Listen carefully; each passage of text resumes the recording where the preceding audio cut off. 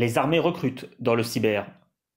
Le commandement de la cyberdéfense française, dirigé par le général de division aérienne Didier Tisser, va embaucher à tour de bras dans les années qui viennent.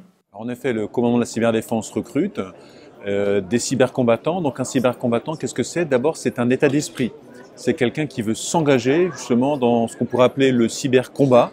Donc avec à l'esprit défendre des systèmes d'information, des réseaux et pour le ministère des Armées, être aussi en capacité d'agir dans ce cyberespace.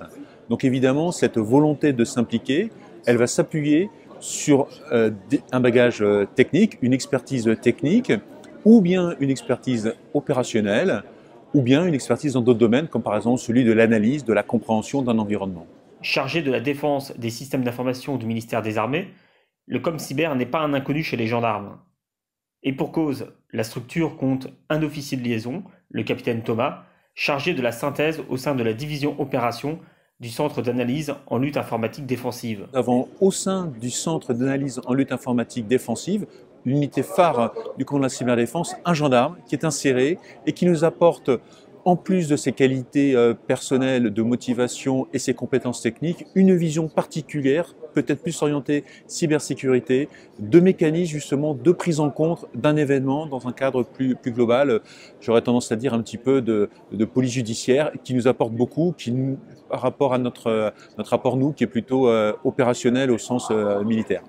Pour ceux qui réfléchissent à intégrer le ComCyber, une qualité est regardée de très près par les armées. Alors beaucoup d'agilité de l'esprit, c'est important. Le cyberespace est un domaine qui évolue perpétuellement. Il y a des modes d'action. L'adversaire utilise des modes d'action qui vont combiner des technologies et des outils informatiques pointus. Donc voilà, il faut cette agilité, il faut qu'il puisse se mettre à la place de l'autre, qu'il comprenne les motivations de l'autre, de celui qui veut rentrer dans nos systèmes, qui veut s'approprier nos systèmes. Donc là, c'est la première des qualités, cette agilité. Après, travailler en équipe, c'est fondamental. Aussi performants soient-ils, les cybercombattants doivent travailler ensemble et c'est cette force, cette cohésion qui va permettre justement de pouvoir anticiper les attaques.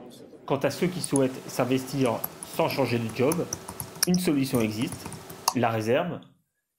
On peut l'intégrer d'ailleurs via la gendarmerie. Et là, nous avons justement une réserve tripartite avec l'ANSSI, l'Agence nationale de SSI, avec la gendarmerie, la DGGN et le commandement de la cyberdéfense, où ensemble, nous recrutons justement, nous avons des réservistes qui vont participer à des missions de cybersécurité et cyberdéfense.